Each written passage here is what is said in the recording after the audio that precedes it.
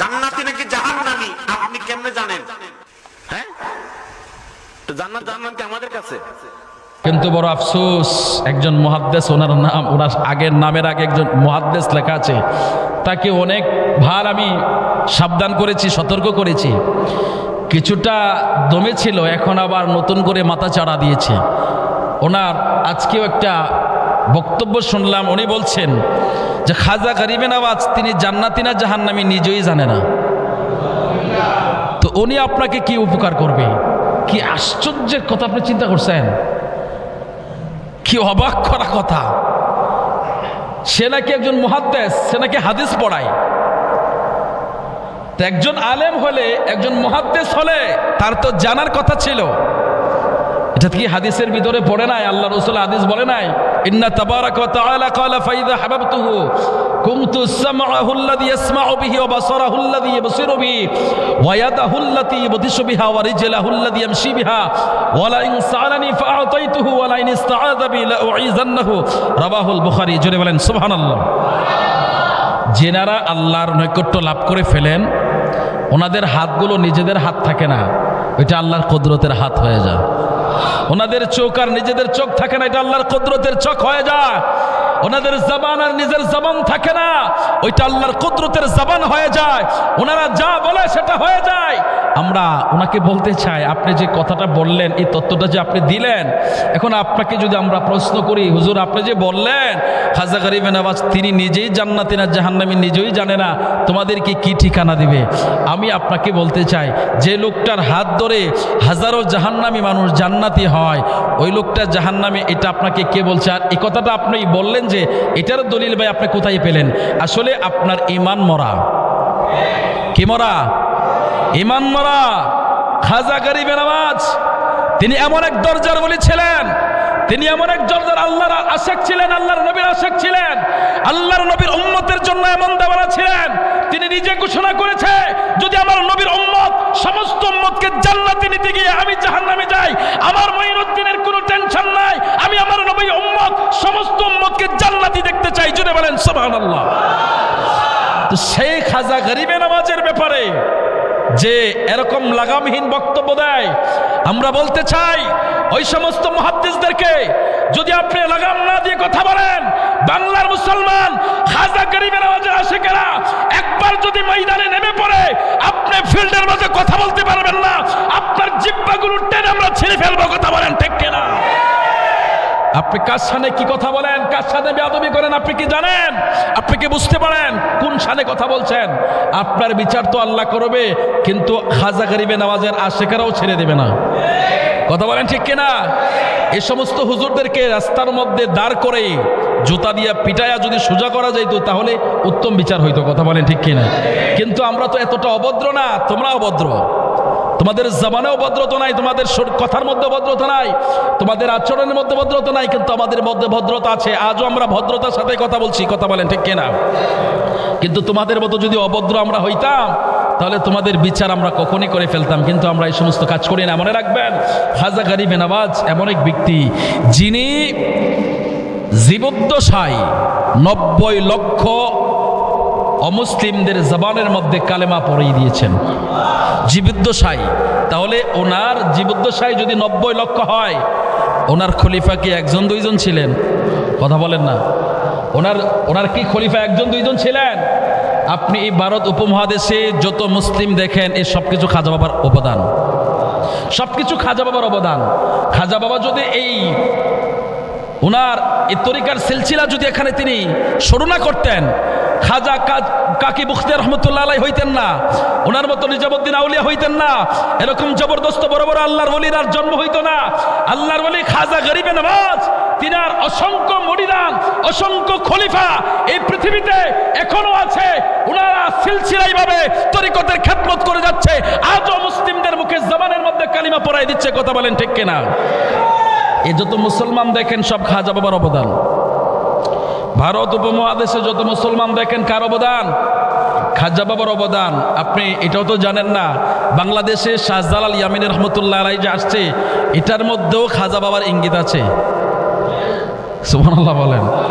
বাংলাদেশে যে শাহজালাল ইয়ামিনী আসছে সেখানে তো খাজা বাবার ইঙ্গিত আছে, সেখানেও খাজা বাবার ইশারা আছে। খাজা বাবার ইশারা আছে বিদায়ী শাহজালাল ইয়ামিনী রহমতুল্লাহ আলাইহি বাংলাদেশে আসার আগে খাজা বাবার মাজার জিয়ারত করে খাজা বাবার থেকে ফায়েজ নিয়ে, খাজা বাবার থেকে তালিম নিয়ে তিনি এই দেশে আসছে। তো আপনি কার সাথে কি কথা বলেন? শাহজালাল রহমতুল্লাহ আলাইহি 360 আউলিয়া যদি বাদ দেন তাহলে কি আপনার মুসলমানের ঠিকানা থাকে? কথা কয় না, আপনার ঠিকানা থাকবে? তো শাহজালালের ঠিকানা যদি আপনাকে ধরতে হয়, খাজা বাবার ঠিকানা আগে ধরতে হবে। কারণ শাহজালাল খাজা বাবার নির্দেশনা নিয়েই, ওনার থেকে ডিরেকশন নিয়েই তিনি আসছে। কিভাবে আসবে, কিভাবে প্রচার করবে, কাকে কোন জায়গায় পাঠাবে, কিভাবে কোন হেকমতের সাথে কাজগুলো করে যাবে, তিনি সব কিছু ডিরেকশন দিয়ে দিছে। ওখান থেকে ডিরেকশন নিয়েই তিনি 360 জন নিয়ে এই জমিনের মধ্যে আগমন করেছেন। তো তার সামনে আপনি বেয়াদবি করতে আপনার জিহ্বায় কি একটু বাধে না? ওনার সামনে কথা বলতে কি আপনার জিহ্বায় একটু বাধে না? কি করে কথা বলতে পারলেন যে উনি নিজেই জান্নাতি না জাহান্নামী নিজেই জানে না, উনি আপনাকে কি ঠিকানা দেবে? আরে বেটা, উনি ওখান থেকে ওনার রওজা শরীফ থেকে ইশারার মাধ্যমে তিনি বলে দিতে পারে তিনি জান্নাতি, কোন মানুষটা জান্নাতি না জাহান্নামী। আপনি তো জানেন না, আপনি তো জানেন না। ওনার মাজার শরীফের মধ্যে জিয়ারতরত অবস্থায় এক ভিক্ষুক সে খাজা বাবার দরবারে চাচ্ছে, খাজা বাবাকে বলছে, খাজা বাবা আমি খুব অসহায়, আমার পরিবার সবাই অসহায়, আমাকে কিছু টাকার ব্যবস্থা করে দেন। তো এক কাঠমোল্লাই দেখে বলতেছে আই কি শিরিক করতেছে, কবরের ভিতরে থাকা মানুষের কাছ থেকে সাহায্য চাইতেছে। তো এই বেটা পকেট থেকে 10টা টাকা বের করে 10 রুপি বের করে ওর হাতে তুলে দিয়েছে। তুলে দেওয়ার পরে ওই বেটা নাচতেছে আর বলতেছে, খাজা দিলা তো দিলা, দুশমনের হাত থেকে দিলা। সুবহানাল্লাহ বলবেন না? আরো জোরে বলেন না সুবহানাল্লাহ। তো ওই লোকে জিজ্ঞাসা হয়, বেটা আমি টাকা দিলাম তোরে, তুই কোস খাজাই দিছে? বলে আমি খাজার নাম না নিলে তুমি দিতা না। আমার মতো আর অনেক মানুষ দাঁড়াই রয়েছে, বৈশা রয়েছে এখানে, ওখানে যাও নাই কেন দেওয়ার জন্য? আমার কাছে কেন আসছো দিতে? তুমি আমাকে দিতে আসছো কেন? বলে আমি দেখছি তুই খাজার কাছে চাইছস, ওই খাজা তোমারে দিয়ে দেওয়াইছে। আরো জোরে বলেন না সুবহানাল্লাহ।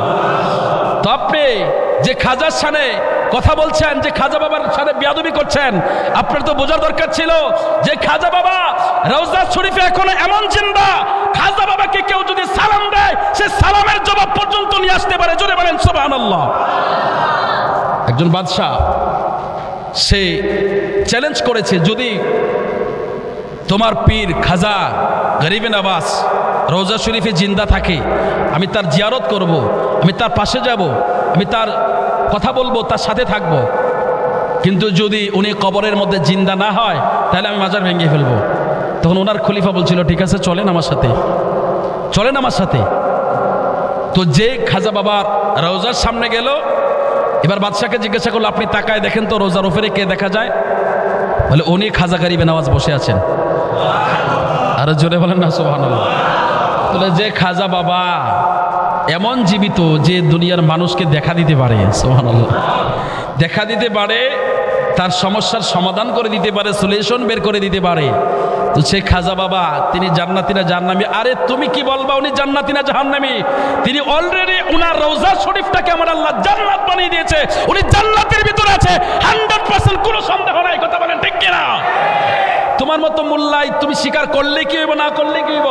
তোমার মতো মোল্লাই খাজা বাবার কথা বললেই কি হবে, না বললে কি হবে? তোমার কথায় খাজা বাবার কিছু আসে যাবে না। কথা বলেন ঠিক কিনা? তো আমরা ওই মুহাদ্দিসকে আগেও সতর্ক করেছি, এখনও সতর্ক করি, সাবধান, খাজা বাবার সামনে কথা বলার সময় সাবধানে কথা বলবেন, ওনার সামনে বেয়াদবি করবেন না। উনি এমনি এমনি ভেসে ভেসে আসে নাই, উনি আমার নবীর আওলাদ, তিনি মৌলা আলীর আওলাদ, তিনি নাকি পাঠানো হয়েছে। কথা বলেন ঠিক কিনা? তো এই এমনি এমনি আসে নাই, উনি এমনি এমনি এখানে আসে নাই, ওনাকে পাঠানো হয়েছে। ওনার সাথে কথা বলার সময় ওনার সাথে বেয়াদবি করা মানে মৌলা আলীর সাথে বেয়াদবি করা, মৌলা আলীর সাথে বেয়াদবি করা মানে আমার রসুলের সাথে বেয়াদবি করা। কথা বুঝতে পারছেন? তো আল্লাহ তাআলা ওই সমস্ত মোল্লাদেরকে হেদায়েত দান করুক, আমিন বলেন। আর জোরে বলেন আমিন। তাহলে এই পৃথিবীতে ইসলামিক ধারাবাহিকতায় কিভাবে আসছে? রাসূলুল্লাহ থেকে সাহাবায়ে কারাম, সাহাবাই কারাম থেকে আউলিয়া কারাম, যুগ যুগ ধরে পৃথিবীতে ইসলাম বিরাজমান। কথা বলেন ঠিক কিনা? বলবেন না এই যে একটা বড় মুহাদ্দিস, যে কেউ শুনলে বলবো সে একজন মাদ্রাসার মুহাদ্দিস, সে তো ভালো আলেম, যোগ্য আলেম। দেখুন এই মুহাদ্দিস যদি বলে যে খাজা বাবা জান্নাতি না জাহান্নামী নিজেই জানে না, এটা তো আপনি কনফিউজ হয়ে যাবেন। এত বড় হুজুর জন বলতেছে, তাহলে এটা তো সন্দেহ করার বিষয়। সাবধান, আপনি এই সমস্ত কথা শুনে নিজেকে বিভ্রান্ত করবেন না, নিজের ঈমান আমল নষ্ট করবেন না। আল্লাহ তাআলা আমাদেরকে হেদায়েত দান করুক, আমিন বলেন। ওয়াজ যতটুকু শিখছেন শুনছেন, বাপদাদারা যেভাবে আমল করে গেছে এটার উপরেই থাকেন, আর বাহিরে যাওয়ার দরকার নাই। কথা বুঝতে পারছেন? নতুন কোনো ফতোয়া আপনারা গ্রহণ করবেন না। আল্লাহ রাসূল বলছে শেষ জামানায় কিছু আলেম বের হবে, তারা এই জমিনের, এটা মুসলিম শরীফের হাদিস, এই জমিনের তারা নিকৃষ্ট প্রাণী হবে।